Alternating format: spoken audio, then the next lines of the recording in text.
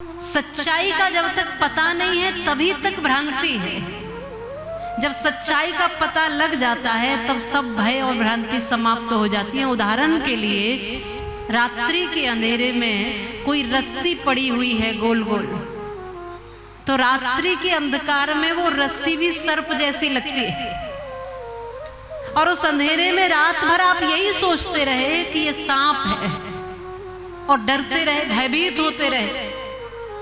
पर ज्यों ही सूरज निकला, प्रकाश हुआ, आपने देखा ये सांप नहीं था, ये तो रस्सी थी। मैं यूं ही डर रहा था, मैं यूं ही भयभीत था। अब कोई भय रहेगा बोलो? रस्सी दिख जाए तो अब कोई ऐसा है कि जो रस्सी से भी डरे? अब कोई भय नहीं है। वैसे ही संसार में जब हमें ज्ञान प्राप्त हो जाता है, जब भक्ति उतर जाती है, जब सत्य का बोध हो जाता है, जब जीवन में प्रकाश प्रकट हो जाता है, ज्ञान रूपी प्रकाश, विद्या रूपी प्रकाश, भक्ति रूपी प्रकाश, तब हमें इस संसार से भय नहीं लगता है। न मृत्यु से भय लगता, न किसी चुनौती से भय लगता, न किसी संघर्ष से भय लगता, न किसी दुख से भयभीत होते। फिर हमें किसी से भी भय नहीं लगता, क्योंकि हम ये जान जाते हैं कि हमेशा के लिए यहाँ पर कुछ भी नहीं, न दुख सदैव के लिए है, न सुख सदैव के लिए है, न ये शरीर हमेशा के लिए है, न ये संसार हमेशा के लिए है, न ये धन हमेशा के लिए है, न ये ताकत हमेशा के लिए है, न ये रोग हमेशा के लिए है, और न ही ये अच्छा स्वास्थ्य हमेशा के लिए। हमेशा के लिए यहाँ कुछ भी नहीं है। जो आज दिख रहे हैं इस दुनिया में वो भी हमेशा के लिए नहीं है। जो कल तक दिखते थे वो भी हमेशा के लिए इस धरती पर नहीं आए, और हम भी हमेशा के लिए यहाँ पर रहने वाले नहीं है। जो आज नाम आपका ऊंचाइयों पर है, ये भी जरूरी नहीं कि हमेशा के लिए यहाँ कुछ भी नहीं है। सब कुछ क्षणिक है। बस बचपन हमेशा नहीं रहा, जवानी भी हमेशा रहने वाली भी नहीं है, और बुढ़ापे में मृत्यु तक रहने वाले हो। एक दिन बुढ़ापे वाला भी ये शरीर रहने वाला नहीं है। एक दिन खाक की ढेरी बनेगी, कुछ होने वाला नहीं है। जब ये जान जाते हो, जानते हो आप, ऐसा नहीं है कि आप नहीं जानते, पर जानना किसे कहते हैं? केवल कानों से सुनना और दिमाग में भर लेना, इसी को जानना नहीं कहते। हृदय में विश्वास के साथ मान लेना कि ऐसा ही है, इसी को जानना कहते। ठीक ठीक जानना इसी को कहते। यूं तो मैं कई बार कहा करती हूँ कि दुनिया बड़ी सयानी है, जिसे देखो वही ज्ञानी है। मैंने कहा शराबी से दूर हो जाओ, इस खराबी से। उसने कहा मेरी क्यों छुड़ाते हो, तुम भी तो अंगूर खाते हो।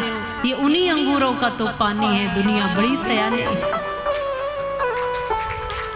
मैंने कहा जुआरी से दूर हो जाओ, इस बीमारी से। उसने कहा मैं क्यों छोड़ दूं जुआ, धर्मराज युधिष्ठिर ने भी तो खेला था भैया। रीत तो ये पुरानी है। दुनिया बड़ी सयानी है, और जिसे देखो वही ज्ञानी है। ऐसा नहीं है कि आप जानते नहीं हो, जानते तो हो पर मानते नहीं हो। जिस दिन मान जाओगे उस दिन सही सही जान जाओगे। सही सही दिखेगा कि सत्य क्या है और असत्य क्या है, मेरा कौन है और पराया कौन है, अपना कौन है। जिस बेटे को जन्म दिया वो भी हमेशा साथ खड़ा नहीं रहता। कई बार उसके कारण ही आंसू बहाते हो। जिन जिन पर भरोसा करते हैं कई बार वही भरोसा तोड़ देते। तो सदैव सत्य यहाँ कुछ भी नहीं है। सब स्थिर नहीं है, अस्थिर है। आज है कल नहीं रहेगा। एक जैसा न समय रहता न व्यक्ति रहता। इसलिए आज आपके पास समय है। 9 दिन पर्यंत आप जो चाहें अपने जीवन में बदलाव कर सकते हैं, सुधार कर सकते हैं, इसको चमकदार बना सकते हैं। इस दुनिया में जैसे आए वैसे नहीं। इस दुनिया में आए तो खाली हाथ थे, लेकिन लेकर बहुत कुछ जा सकते हैं, और वो होगी आपके पुण्य कर्मों की कमाई, सदकर्मों की कमाई। लेके बहुत कुछ जा सकते हैं। ये कथा जो है अपनी बुराई दिखाती है, दूसरे की बुराई नहीं दिखाती। आज तक हमको दूसरे की बुराई दिखती, पड़ोसी में क्या बुराई है, बच्चों में क्या बुराई है, पति में क्या बुराई है, पत्नी में क्या बुराई है, दूसरे में क्या कमी है ये हमें दिखता रहा, लेकिन कथा ऐसा दर्पण है कि यह दिखाएगी कि मुझ में क्या कमी है, मुझ में क्या बुराई है, मुझ में कहाँ त्रुटि है। कथा ऐसा दर्पण है, ऐसा शीशा है जिसमें आपका ही प्रतिबिंब दिखता है और सही सही दिखाएगी कि तुम कितने गुणवान हो, तुम्हारे अंदर कितनी भक्ति है और तुम्हारे भीतर क्या क्या कमी है। कथा ये दिखाती है। मेरी गलतियां मुझे नजर आ जाएं, इसके लिए भगवान का भजन होता है।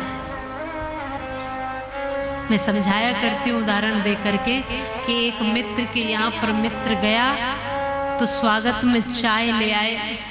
अब जब चाय आई, उसने चाय पीने के लिए उठाई तो देखा और देखकर उसने चाय को फेंक दिया। तो मित्र ने पूछा कि चाय क्यों फेंक दी भैया? बताया उसने कि इसमें तो मक्खी गिरी थी इसलिए फेंक दी। तो कहा क्षमा करना, मैं दूसरी चाय मंगा दे।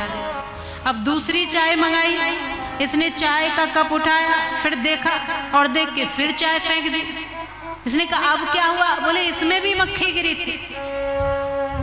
इसने कहा भैया बार बार माफी मांगता हूँ, मुझे क्षमा करना, मैं तीसरी बार चाय मंगा देती। अब तीसरी बार चाय आ गई, तीसरी बार इसने कप उठाया, देखा, फिर इसने चाय फेंकने के लिए आगे हाथ बढ़ाया तो तीसरी बार में जो मित्र था जिसके घर गया था उसने हाथ पकड़ लिया।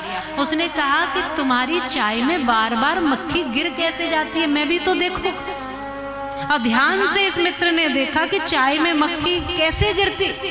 अब जब ध्यान से देखा तो पता चला कि मक्खी चाय में नहीं, मक्खी तो इसके चश्मे पे लगी।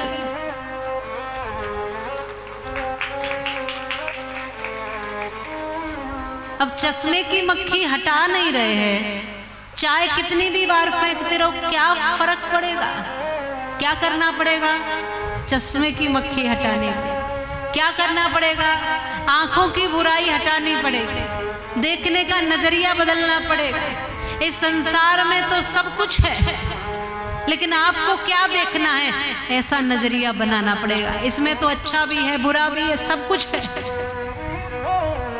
लेकिन हमारी जिस दिन ये आंखों से बुराई हट गई, चश्मे से मक्खी हट गई, उस दिन हमें सब और अच्छा अच्छा ही दिखने लगेगा। बोलो बांके बिहारी लाल की जय। यही करने के लिए कथा आई है, हमारे सबके चश्मे से मक्खी हटाए, हमारे सबके नजरियों को अच्छा करने, हमारी सबकी दृष्टि को बढ़िया करने के लिए।